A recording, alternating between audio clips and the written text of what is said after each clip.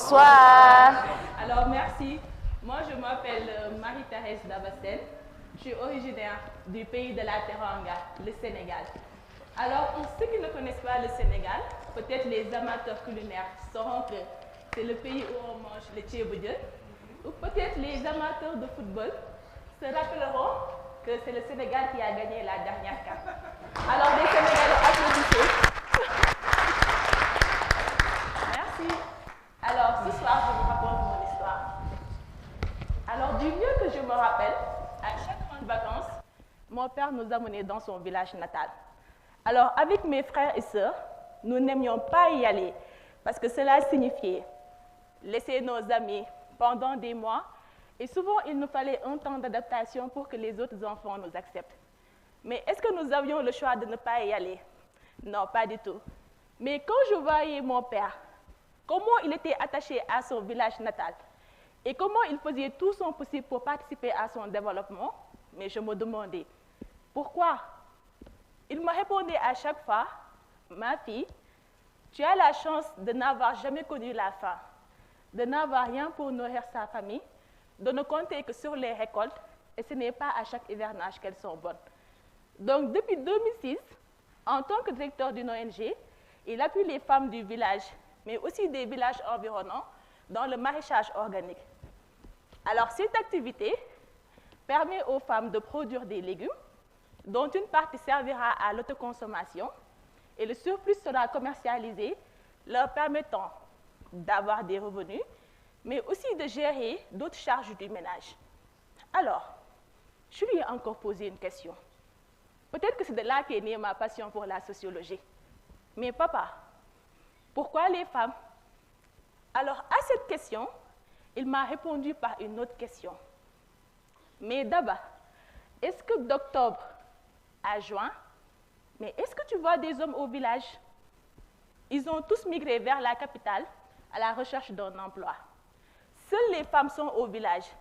C'est elles qui cultivent la terre, mais elles n'héritent pas de la terre.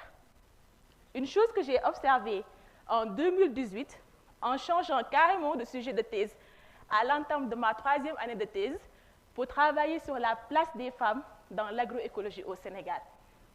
Je n'aurais jamais imaginé être aussi passionnée par ces thématiques, même si des promotionnaires à l'université me traitaient de folle, et aussi que des gens de la famille proche me regardaient ainsi. Mais Marie-Thérèse, tu ne veux pas te marier? Tu veux t'éterniser dans les études? Mais tu ne comptes pas trouver un emploi? Mais travailler sur ce sujet m'a donné une autre facette de la réalité. À travers ce sujet, j'analyse les contraintes et opportunités de l'agroécologie en termes d'autonomisation socio-économique pour les femmes, mais aussi de réduction des inégalités de genre dans l'agriculture. Alors, c'est suite à des vacances au village, en 2018, que les choses sont devenues beaucoup plus claires pour moi. En observant ces femmes travailler dans leur périmètre maraîcher, je me suis dit, yes, je tiens mon sujet de thèse, mais aussi mon terrain d'étude. Ces femmes sont de mon village. Elles sont des tantes, des mères, des grands-mères. Elles m'ont vu grandir. Elles m'ont raconté leur histoire. Et moi-même, j'ai été témoin du changement qu'elles ont opéré au sein de leur famille, mais aussi au sein de leur communauté. À travers de faibles superficies de production, par exemple 1 hectare pour 36 femmes, mais elles réussissent à produire des quantités impressionnantes. Par exemple, cette année, chaque femme a réussi à produire dans sa parcelle de 10 mètres carrés, mais 25 kg de pommes de terre, 45 kg d'oignons et même d'autres légumes. Et cette production a servi à leur famille à être autosuffisante en légumes, mais aussi le surplus qui a été commercialisé leur a permis de gérer d'autres dépenses du ménage, comme la santé, l'éducation, mais aussi l'habillement des enfants. Alors, on va marquer une petite pause, 10 secondes. Donc, je vais vous demander à tous de fermer les yeux et imaginez la quantité de légumes qu'elles pourraient produire si elles avaient plus de superficie. Et l'impact de cette production au sein de leur ménage, mais aussi au sein de leur communauté. Laura, je vois toujours plaisir. Alors, de là est née ma conviction que l'accès des femmes à la terre est un impératif pour une meilleure sécurité alimentaire en Afrique. On ne peut pas parler de changement social ni de développement durable si des inégalités de genre persistent toujours en termes d'accès à la terre.